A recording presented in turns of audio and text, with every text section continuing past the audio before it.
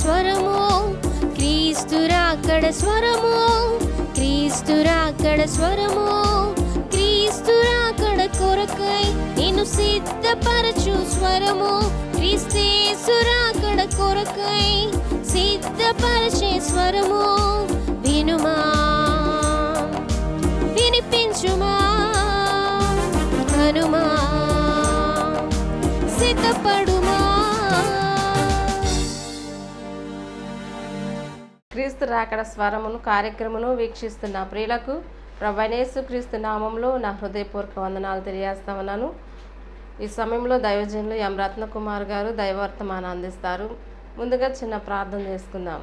పరిశుద్ధ ప్రేమ కలిగిన తండ్రి, దయగల యేసయ్య, నీ ఘనమైన శ్రేష్టమైన పాదాలు కొందనాలు స్తోత్రాలు చెల్లిస్తున్నాను ప్రభా. ఈ క్రీస్తు రాకడ స్వర కార్యక్రమాన్ని మీరే ఆశీర్వాదకరంగా జరిగించండి. మీ దాసులు మీరు బలపరిచి వాడుకోండి. అనేక ఆత్మరక్షణ కార్యక్రమం కొరకై ఈ పని జరిగినట్లుగా సహాయం చేయండి. నీ నామానికి మహిమ తెచ్చుకొని మని యేసు నామమున అడిగి వేడుకొని ప్రార్థిస్తున్నాం తండ్రి, ఆమేన్.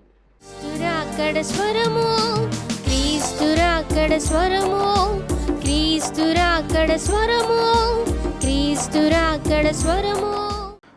మన ప్రభువును రక్షకుడైన యేసయ్య పరిశుద్ధమైన నామమున క్రీస్తు రాకడ స్వరం కార్యక్రమం వీక్షించుచున్న ప్రియ వీక్షకులైన మీ అందరికీ నా హృదయపూర్వక వందనాలు, అలాగే నూతన సంవత్సర శుభాకాంక్షలు తెలియజేస్తున్నాను. బాగున్నారా ప్రియులారా? దేవుడు మనలను గతించిన 2025 సంవత్సరం అంతా కూడా కాపాడి మరి యొక్క నూతన సంవత్సరాన్ని చూసే భాగ్యాన్ని దేవాది దేవుడు మనకు అనుగ్రహించారు. అలాగే పగలు దేవుని సన్నిధిలో గడిపి మీరందరూ కూడా చక్కని దైవ వాగ్దానాలు పొందుకొని సంతోషంతో ఉన్నారని నేను నమ్మి ప్రభువును స్తుతిస్తున్నాను. కుటుంబం అంతా చక్కగా క్రిస్మస్ వేడుకల్లో పాల్గొన్నారు. ఆ కార్యక్రమాలు ముగించబడ్డాయి. అలాగే నూతన సంవత్సరం ఆరాధనలో కూడా పాలుపంపులు పొంది చక్కగా దీవించబడ్డారని నేను ప్రభువును స్తుతిస్తున్నాను. ప్రియులారా, దేవుడు మన పట్ల ఎంతో దయ చూపిస్తున్నారు. మనకంటే శ్రేష్ఠులు, గొప్పవారు, అందచందాలు, ఆస్తిపాస్తులు, పేరు ప్రఖ్యాతులు, ధనఘనతలు కలిగిన అనేక మంది ఈ సమయాన్ని చూడలేకపోయారు. వారికంటే మనము గొప్పవారమని కాదు, కానీ దేవుని మహాకనికరాన్ని బట్టి మాత్రమే మనం క్షేమంగా ఉన్నాము, సజీవులుగా ఉన్నాము. దానిని బట్టి మనము దేవుని స్తుతించబద్దులమై ఉన్నాం. అదే సమయంలో ఏ విధమైన గర్వం, అహంకారం మనలోకి రానియకూడదు. ప్రియులారా, మనము దేవుని ఎడల కృతజ్ఞతా భావం కలిగి ఉండవలసిన అవసరతను ప్రతిరోజు ప్రతి సమయం మనకి జ్ఞాపకం చేస్తూ ఉంది. గత సంవత్సరం భయంకరమైన యాక్సిడెంట్స్ మనం విన్నాం, మరణాలు, ఇవన్నీ వింటూ చూస్తూ గమనిస్తూ ఉంటుంటే ప్రియులారా, మనం భూమి మీద ఒక క్షణం బ్రతికున్నామనంటే అది ఖచ్చితంగా దేవుని మహాకృప అని అనక ఉండలేం. చాలామంది ప్రియులారా దేవుని కృపను, దేవుని ప్రేమను అర్థం చేసుకోక మా సామర్థ్యం, మా యొక్క తిండి, మా యొక్క బలము, మా జ్ఞానం మమ్మల్ని కాపాడుతుంది అని అనుకుంటూ ఉన్నారు. ప్రియులారా, అవి స్వాతిశయాలు. అవి మనను దేవుని ఎడల కృతజ్ఞత లేని వారిగా, కృతజ్ఞులనుగా చేస్తున్నది అనే సంగతిని గుర్తిస్తే ఎంత బాగుండో. ప్రియులారా, దేవుని మహాకనికరాన్ని బట్టి మనం క్షేమంగా ఉన్నాం. కాబట్టి మరొక నూతన సంవత్సరాన్ని చూడగలిగిన మన జీవితంలో ప్రియులారా, దైవ లేఖనం ఏం చెబుతున్నదో దానిని అనుసరించి మనం నడుచుకోవాల్సిన వారమై ఉన్నాం. జీవిత యాత్రలో మరొక సంవత్సరం గడిచిపోయింది. అయితే ఇంతవరకు జీవించిన జీవితము, ఇక నుంచి కొనసాగించబడుతున్న జీవితము అనే కోణంలో మన వ్యక్తిగత జీవితాన్ని పరిశీలన చేసుకోవాల్సిన వారమై ఉన్నాం. దేవుని బిడ్డలారా, మనము మన ధ్యాన భాగముగా ఒక వాక్య భాగాన్ని చదువుకొని వాక్య ధ్యానంలోకి మనం వెళదాం. అపొస్తలుడైన పౌలు గారు కొరింథీయులకు రాసిన 2వ పత్రిక 5వ అధ్యాయము 15వ వాక్యాన్ని మీ కొరకు చదువుతున్నాను. శ్రద్ధగా ఈ మాటలు ఆలకించాలని మనవి చేస్తున్నాను. జీవించువారు ఇక మీదట తమ కొరకు కాక తమ నిమిత్తము మృతి పొంది తిరిగి లేచిన వారి కొరకే జీవించుటకు ఆయన అందరి కొరకు మృతి పొందిననియు నిశ్చయించుకొనుచున్నాము.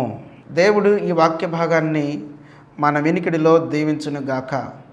క్రీస్తునందు ప్రియులారా, చదవబడిన వాక్య భాగాన్ని మనం చూసినట్లయితే అపోస్తలుడైన పౌలు గారు ఈ వాక్యంలో తెలియచేస్తున్న శ్రేష్టమైన సంగతులను మనం జ్ఞాపకం చేసుకుందాం. మన వ్యక్తిగత జీవితాన్ని కనుక ఇక్కడ మనం గమనించినట్లయితే ప్రియులారా, ఈ వాక్య భాగంలో మనకు చెప్తున్న విషయాలు మన ఆధ్యాత్మిక జీవితానికి చాలా అద్భుతమైన విషయాలు, అలాగే అనుదిన జీవితానికి చాలా ప్రాముఖ్యమైన విషయాలు. ఈ భాగంలో మనం చూస్తే ప్రియులారా, ఈ వాక్యాన్ని అనుసరించి మనం ఆలోచన చేసినట్లయితే సహజంగా మానవుడు స్వార్థముతో జీవించే వ్యక్తిగా ఉంటూ ఉన్నారు. ఈ దినాల్లో మరింత ఎక్కువైపోయిన పరిస్థితులుగా మనకు కనబడుతున్నాయి. ఏదో పేరుకి అందరూ బాగుండాలి, అందులో నేను ఉండాలి అంటారు, కానీ ఆ విధమైన జీవితము అనుదిన జీవితంలో కనపడదు. నేను బాగుంటే చాలు, ఎవరేమైపోతే నాకెందుకు. ఈవెన్ కుటుంబంలో కూడా మనం చూస్తే ఒకళ్ళతో నాకేం పని, నా కడుపు నిండిందా లేదా అనుకొని మిగిలిన కుటుంబీకులతో సంబంధం లేకుండా వాళ్ళ కడుపే చూసుకునే వ్యక్తులు ఎంతమంది, వాళ్ళ బాగోయే చూసుకునే వ్యక్తులు ఎంతమంది. ఎందరో పురుషులు తమ భార్యల యొక్క క్షేమాన్ని పట్టించుకునే పరిస్థితుల్లో లేరు. ఎందరో స్త్రీలు తమ భర్తల క్షేమాన్ని పట్టించుకునే పరిస్థితుల్లో లేరు. ఎందరో తల్లిదండ్రులు పిల్లల గురించి పట్టించుకునే స్థితిగతులు కూడా కనపడట్లేదు. వృద్ధాప్యంలోకి వచ్చిన తల్లిదండ్రులను వదిలిపెట్టేసేసి వాళ్ళ చావు వాళ్ళు చస్తారులే అని చెప్పి నిర్లక్ష్యంగా జీవిస్తున్న పిల్లలు లేకపోలేదు. ప్రియులారా, మనకు అర్థమవుతున్న సంగతి ఏమిటి అని అంటే, ఈనాడు సమాజంలో స్వార్థము నానాటికి ఎక్కువైపోతూ ఉంది. విశేషంగా కుటుంబాల్లోకి కూడా జొరబడి స్వార్థపూరితమైన పరిస్థితులతో మానవాళి ముందుకు కొనసాగుతున్న పరిస్థితులు మనకు కనబడుతున్నాయి. ఇవి చాలా ప్రమాదకరమైన పరిస్థితులుగా మనకి పరిణమిస్తూ ఉన్నాయి. ప్రియులారా, స్వార్థం ఎన్నడూ కూడా మంచిది కాదు కదా. స్వార్థముతో జీవించుచున్న మనుష్యుడు ప్రియులారా మంచి పరిస్థితులను ఆశించటం అనేది హాస్యాస్పదమైనది. స్వార్థపూరిత ఆలోచనలు, స్వార్థపూరిత కార్యాలు సమాజానికి ప్రమాద ఘంటికలు మోగుతున్నాయనే సంగతిని మనం గుర్తించాలి. కుటుంబాల్లో ఆప్యాయతలు, ప్రేమలు నానాటికి తరిగిపోతున్న దినాల్లో మనం బ్రతుకుతున్నాం. ఈ పరిస్థితుల్లో ప్రియులారా, దేవుని వాక్యం ఏం చెప్తుంది అని అంటే, జీవించువారు ఇక మీదట తమ కొరకు కాక అనే మాటను దైవ గ్రంథం మనతో మాట్లాడుతున్న ఒక అద్భుతమైన సత్యం. ప్రియమైన సోదరి సోదరులారా, రక్షణ పొందిన వ్యక్తిగా, ఒక దేవుని బిడ్డగా నీ జీవితం ఎలా ఉందో ఒకసారి ఆలోచన చేసుకోవాలి. రక్షణ పొందని వ్యక్తులను గురించి మనము ఆశించడం కంటే రక్షణ పొందిన వ్యక్తుల జీవితాల్లో నుంచి మనం కొన్ని విషయాలు జాగ్రత్తగా ఆలోచన చేసుకోవాలి. ఏమిటి అని అంటే, మనము మన అనుదిన జీవితంలో, మన వ్యక్తిగత జీవితంలో ప్రియులారా, జీవించువారు ఇక మీదట తమ కొరకు కాక అనే మాటకు చాలా ప్రాముఖ్యమైన స్థలాన్ని, సమయాన్ని వెచ్చించాల్సిన అవసరత ఉన్నది అనే సంగతిని నేను జ్ఞాపకం చేస్తున్నాను. జీవించువారు ఇక మీదట, ఇంతవరకు నువ్వు ఎలా జీవించావో, అయితే ఇక నుంచి ఎలా జీవిస్తున్నావు అనేది చాలా ముఖ్యమైనది. గత సంవత్సరం ఎలా జీవించావు, అయితే ఈ సంవత్సరం ఎలా జీవించబోతున్నావు, ఈ విషయాలు జాగ్రత్తగా ఆలోచన చేసుకోవాల్సిన అవసరం ఉన్నదండి. ప్రియమైన దేవుని బిడ్డలారా, దేవుని పిల్లలుగా మన వ్యక్తిగత జీవితాల్లో ఈ విషయాల్లో మనం చాలా మెలకువగా ఉండాల్సిన అవసరం ఉన్నది. ఇంతవరకు నువ్వు ఎలా జీవించావు, మరొక సంవత్సరం దేవుడు మనకు అనుగ్రహించాడు, మనం క్షేమంగా ఉన్నాము అని అంటే ప్రియులారా, మనము లోకాసు వార్తలో అంజూరపు చెట్టు గురించిన సంగతులు మనం దేవుని సేవకుల ద్వారా విని ఉన్నాం. అనేక సంఘాల్లో మరి ఈ రోజున దాన్ని జ్ఞాపకం చేసి ఉంటారు. తోటమాలి అడుగుతున్నాడు తోట యజమానిని, ఈ సంవత్సరం కూడా ఉండనిమ్మయ్యా అని. తోటమాలి దేవుని సేవకునకు గుర్తు. ఎంతమంది దేవుని సేవకులు నీ కొరకు ప్రార్థన చేస్తూ ఉన్నారు, ఎంతమంది దేవుని సేవకులు నీ క్షేమం కొరకు మొరపెడుతూ ఉన్నారు. వారి ప్రార్థన వారి విన్నపాలు దేవుడు ఆలకించి అంగీకరించి నిన్ను, నీ కుటుంబాన్ని క్షేమంగా ఉంచారు. క్షేమం లేని కుటుంబాలు ఎన్నో ఉన్నాయి. దేవుడు తన సేవకుల యొక్క ప్రార్థన ఆలకించి, తన పిల్లలు తన పాద సన్నిధిలో మొరపెడుతున్న ఆ మొరలను జ్ఞాపకం చేసుకొని క్షేమకరమైన పరిస్థితులు నీకు దయచేశాడు. ఇలాంటి పరిస్థితులు అనుభవిస్తున్న నీవు నీ వ్యక్తిగత జీవితంలో నువ్వు ఎవరి కొరకు బ్రతుకుతున్నావు? నీ కొరకు దేవుని సేవకులు ఎంత కన్నీరు కార్చారో, నీ కొరకు దేవుని సేవకులు ఎంత మొరపెట్టారో దేవుడిని క్షేమంగా ఉంచి మరొక సంవత్సరంలోకి తీసుకొని వచ్చారు. ఈ శ్రేష్టమైన సమయంలో ప్రియులారా, ఇక నుంచి నువ్వు ఎలా జీవించబోతున్నావు అనేది చాలా ముఖ్యమైనది. గతించిపోయిన జీవితాన్ని మనం సరిచేయలేము, కానీ ఇక జీవించవలసిన సమయాన్ని, ఇక జీవించబోయే కాలాన్ని మనం సరి చేసుకునే అవకాశం మనకు ఉన్నది అనే సత్యాన్ని మనం గుర్తించాలి. ప్రియులారా, పౌలు గారు చెప్తున్న మాటను మనం గమనించినట్లయితే ఆయన అంటాడు, ఇక నుంచి తమ కొరకు కాక అనే మాటను చాలా ప్రాముఖ్యంగా ఇక్కడ దైవజనుడు జ్ఞాపం చేస్తున్నాడు. ప్రియమైన సోదరి సోదరులారా, నువ్వెవరి కొరకు బ్రతుకుతున్నావు? చాలామంది ఏమంటారు అని అంటే, పిల్లలతో అంటారు, మేము బ్రతుకుతుంది మీకోసం కాదా, మేము బ్రతుకుతుంది మీకోసం కాదా, ఈ కష్టం అంతా మీకోసం కాదా అని. పిల్లరా, ఒక రీతిగా చెప్పాలని అంటే ఇది కూడా ప్రమాదకరమైంది. ఎందుకనంటే దేవుని వాక్యం చెబుతుంది, జీవించువారు ఇక మీదట తమ కొరకు కాక జీవించువారు ఇక మీదట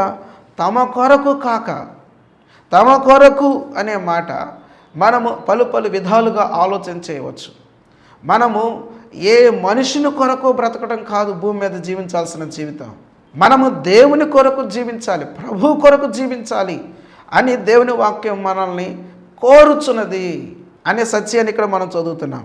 తమ కొరకు కాక తమ నిమిత్తం మృతి పొంది తిరిగి లేచిన వారి కొరకే జీవించుటకు. ఎవరి కొరకు? మన కొరకు ఎవరైతే మృతి చెంది తిరిగి లేచాడో ఆయన కొరకే మనం జీవించాలి, బ్రతకాలి అని దేవుని వాక్యం చెప్తా ఉన్నది. యేసుక్రీస్తు కొరకు జీవించే జీవితం అనేది మనము ప్రియులారా నేర్చుకోవలసిన అతి ప్రాముఖ్యమైన పాఠం.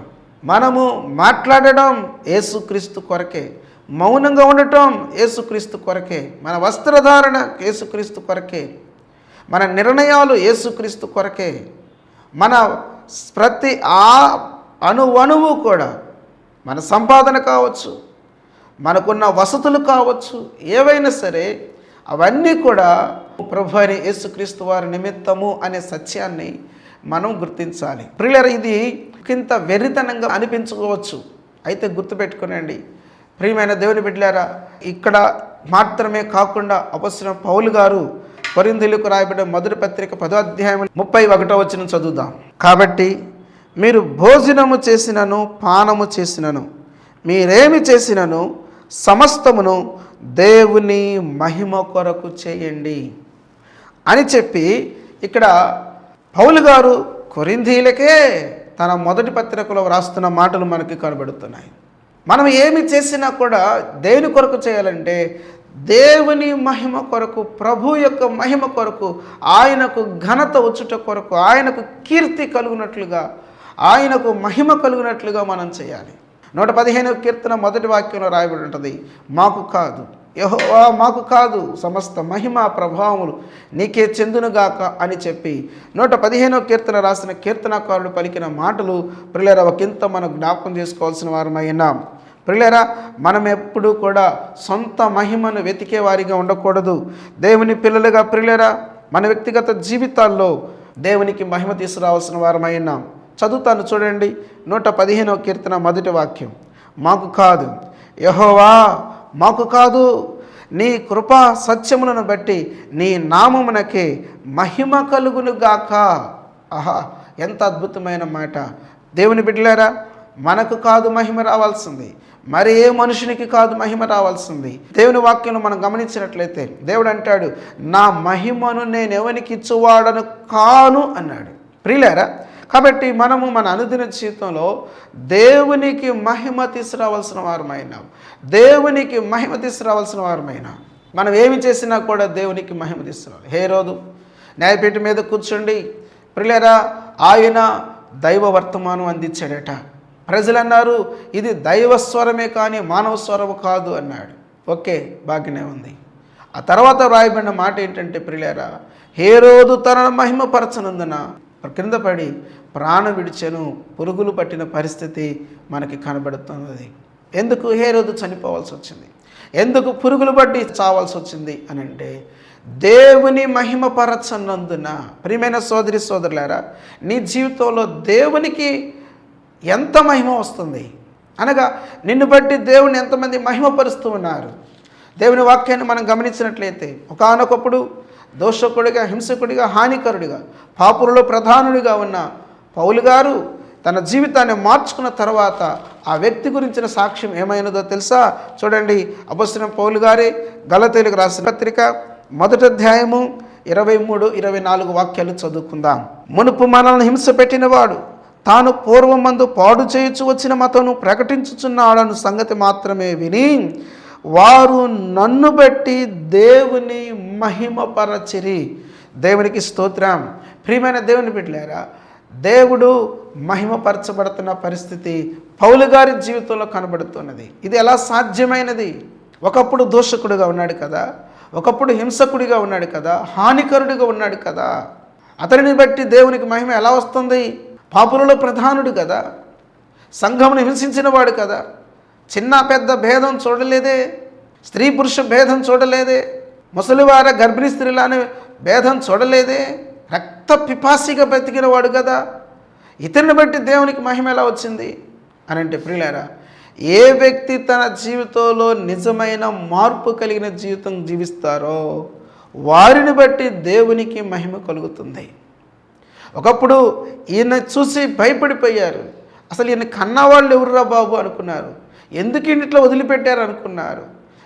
ఏంటి దౌర్భాగ్యం అనుకున్నారు. అలాంటిది ఇప్పుడు ఇతని బట్టి దేవునికి స్తోత్రం అంటున్నారు.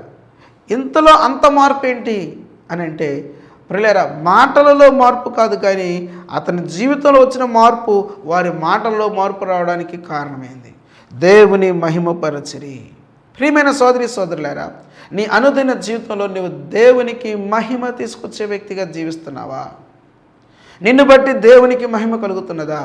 నిన్ను బట్టి నీ భర్త, నిన్ను బట్టి నీ భార్య, నిన్ను బట్టి నీ పిల్లలు, నిన్ను బట్టి నీ తల్లిదండ్రులు, అన్నదమ్ములు, అక్క చెల్లెండ్రు, ఇరుగు పొరుగు వారు దేవుని మహిమపరుస్తున్నారా? నీ తోటి విశ్వాసి దేవుని మహిమపరుస్తున్నారా? దేవుని సేవకుడు నిన్ను బట్టి దేవుని మహిమపరుస్తూ ఉన్నాడా? అపొస్తలుడైన పౌలు గారు ప్రియులారా తన జీవితాన్ని మార్చుకొని ప్రజల ఎదుట జీవించిన ఆ జీవితాన్ని చూసిన వ్యక్తులు దేవుని మహిమపరిచారు. ప్రియులారా, పౌలు గారును బట్టి అనేక మంది దేవుని మహిమపరిచారు. ఓకే, పౌలు గారు రక్షించబడ్డాడు, దేవుని చేత పిలువబడ్డాడు, సేవలోకి వచ్చాడు, అనేకమైన సంఘాలు స్థాపించాడు, అనేక మంది దేవుని సేవకులను దేవుని కొరకు సిద్ధపరిచాడు, అద్భుతమైన సేవకులను సిద్ధపరిచాడు. అయితే ప్రియులారా, తిమోతికి వ్రాస్తూ పౌలు గారు తిమోతి అంటాడు, నేను నిన్ను జ్ఞాపకం చేసుకొనుచున్నాను అన్నాడు. నేను నిన్ను జ్ఞాపకం చేసుకొనుచున్నాను, నేను జ్ఞాపకం చేసుకుని నేను దేవుని స్తుతిస్తూ ఉన్నాను. ప్రియులారా, పౌలు గారు తిమోతి విషయంలో ఎంతో సంతోషించాడు. కారణం ఏమిటి అని అంటే, తిమోతి అద్భుతమైన ప్రార్థనా జీవితం కలిగిన వాడు, మధురమైన ప్రార్థనా జీవితం కలిగిన వాడు. క్రీస్తునందు ప్రియమైన సోదరి సోదరుడా, నీ జీవితంలో మార్పు నొందిన స్థితి అనేక మంది నిన్ను బట్టి దేవుని మహింపరచడానికి కారణమైతే, అదే సమయంలో నీ వ్యక్తిగత ప్రార్థనా జీవితం, నీ కన్నీళ్లతో కూడిన ప్రార్థనా జీవితం ప్రియులారా దైవజనుడు సంతోషించే మేరలో ఉంటుంది అనే సంగతిని మనం జ్ఞాపకం చేసుకోవాలి. పౌలు గారు తిమోతికి వ్రాసిన 2వ పత్రిక 1వ అధ్యాయము 3-5 వరకు ఉన్న వాక్య భాగాన్ని చదువుకుందాం.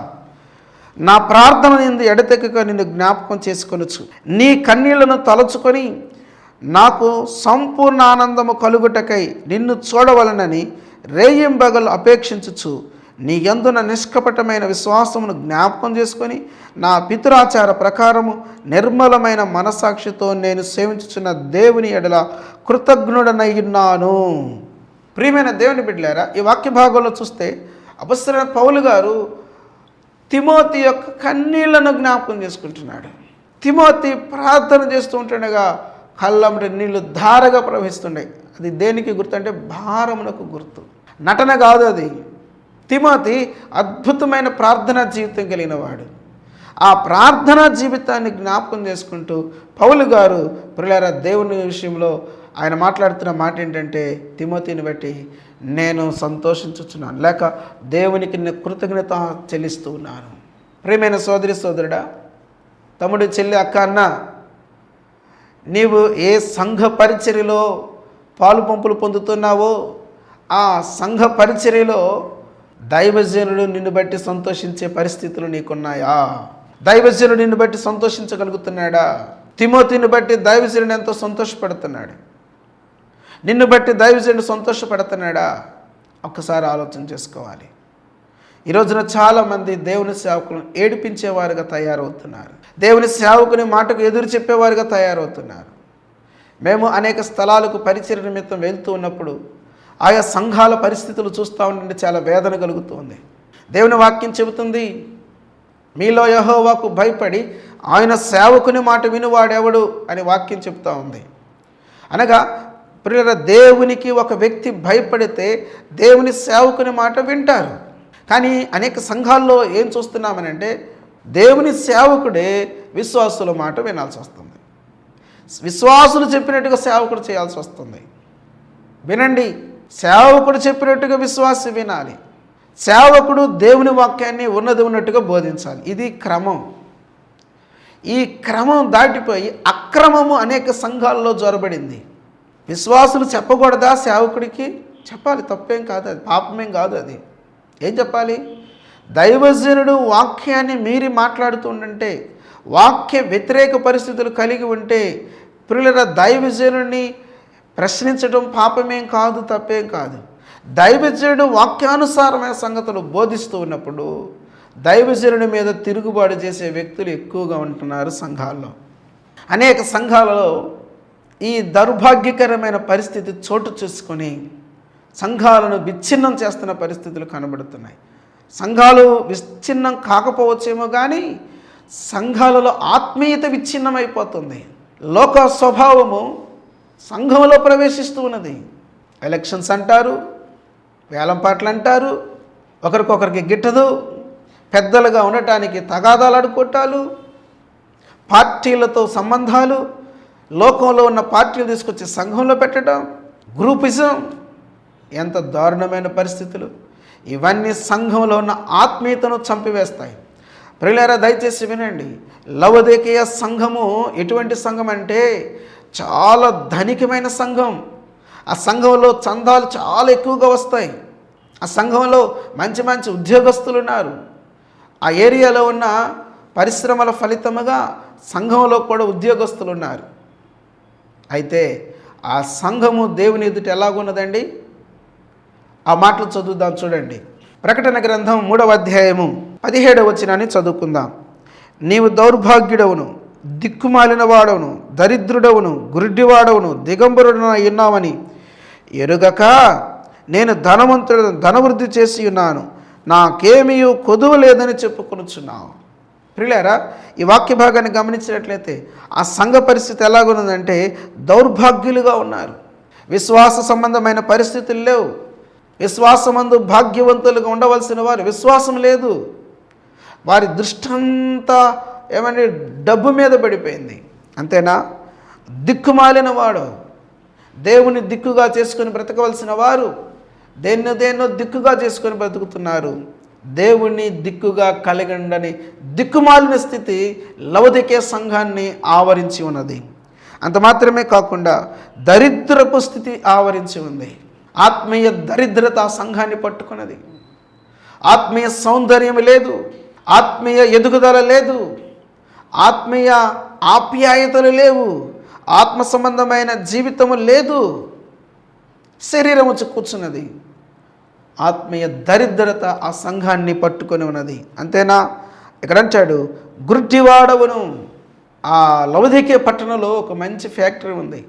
ఆ ఫ్యాక్టరీలో కాటుక తయారు చేస్తారు. అంటే యేసుప్రభు వారు కాటుక అనే పదాన్ని వాడాడు. కాటుక అంటే మనము పిల్లలకు పెట్టడం లేదా స్త్రీలు కళ్ళకు పెట్టుకుంటారు కదా కాటుక. ఆ కాటుక కాదండి, దిస్ ఇస్ మెడిసిన్. కళ్ళ జబ్బుకి మంచి మెడిసిన్ అన్నమాట ఇది. ఆ మెడిసిన్ తయారు చేసే మంచి పరిశ్రమ ఆ ప్రాంతంలో ఉంది. వాళ్ళ కళ్ళు చాలా బాగుగా ఉంటాయి, ఎందుకంటే మంచి మెడిసిన్ అక్కడ తయారవుతుంది కాబట్టి. పిల్లలారా, వినండి జాగ్రత్తగా. వీరికి బాహ్యంగా మంచి కనుదృష్టి ఉంది కానీ కళ్ళు బాగా పనిచేస్తున్నాయి, కానీ ఆత్మీయ గుడ్డితనంతో వీళ్ళు ఆత్మీయ జీవితంలో అంధకారంలో ఉండిపోయారు. ఎంత దారుణమో చూడండి. అలాగే దిగంబరుడునై ఉన్నావు. పిల్లరా, దేవుడిచ్చిన వస్త్రాలు కోల్పోయి దిగంబరత్వంలోకి వెళ్ళిపోయారు. ఏం చెప్తున్నాను ప్రియులారా, దయచేసి వినండి. అనేక సంఘాలలో దైవాధికారం లేదు. అనేక సంఘాలలో వాక్యానుసారమైన పరిస్థితులు లేవు. అనేక సంఘాలలో లోకము సింహాసనం వేసుకొని కూర్చున్నది. సంఘాలు లోకంలోకి వెళ్ళి తిరిగిపోతూ ఉన్నాయి, లోకంలో తిరుగుతున్నాయి. లోకంలో ఉన్న వాటిని తీసుకొచ్చి సంఘంలో పెట్టుకుంటున్నాయి. లోకానికి సంఘానికి ఈ రోజున తేడా కనబడట్లేదు కదా. అంత దారుణమైన పరిస్థితి సంఘాలలో దాపురించింది కదా. ఇది ఎంత విచారకరం. ప్రియమైన సోదరి సోదరులారా, ఇంతకాలం ఎలా జీవించావు అనే దానికంటే ఇక నుంచి ఎలా జీవించబోతున్నావు అనేది చాలా ముఖ్యం. ఈ పరిస్థితులన్నిటిని మనం జాగ్రత్తగా ఆలోచన చేసుకొని పరిశుద్ధంగా, నమ్మకంగా, యథార్థంగా జీవించాల్సిన అవసరం మనకున్నది. ప్రియులారా, మనల్ని బట్టి దేవుని నామం మహిమపరచబడాలి. ఒక విశ్వాసిని బట్టి దేవుని సేవకుడు దేవుని స్తుతించాలి. అది నిజమైన వాక్యానుసారమైన పరిస్థితులు, పద్ధతులు. దాని ద్వారా సంఘము ఆత్మీయ క్షేమాభివృద్ధిని అందుతుంది. ప్రియమైన సోదరి సోదరులారా, ఒక్కసారి మన వ్యక్తిగత జీవితాలను పరిశీలన చేసుకుందాం. దేవునికి మహిమ తీసుకొచ్చే జీవితాన్ని జీవిద్దాం. అట్టి మహాకృప పరిశుద్ధాత్మ దేవుడు ఈ నూతన సంవత్సరంలో మనందరికీ సమృద్ధిగా దయచేయను గాక. ఆమేన్. పరిశుద్ధుడా, నీకు వందనాలు. ప్రకటించబడిన నీ మాటలకు నీరు గట్టి ఫలింపచేయండి. కార్యక్రమం వీక్షించిన వారిలో అనారోగ్యాలతో ఉన్న వారిని మీరు ముట్టి స్వస్థపరచండి.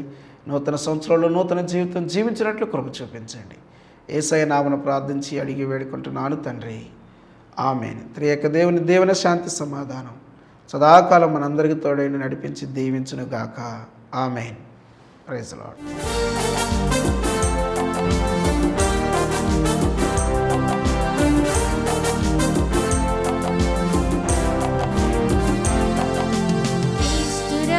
స్వరము క్రీస్తురాకడ స్వరము, క్రీస్తురాకడ స్వరము, క్రీస్తురాకడ స్వరము, క్రీస్తురాకడ కొరకై నిన్ను సిద్ధపరచు స్వరము, క్రీస్తేసురాకడ కొరకై సిద్ధపరచే స్వరము. వినుమా, వినిపించుమా, హనుమా, సిద్ధపడు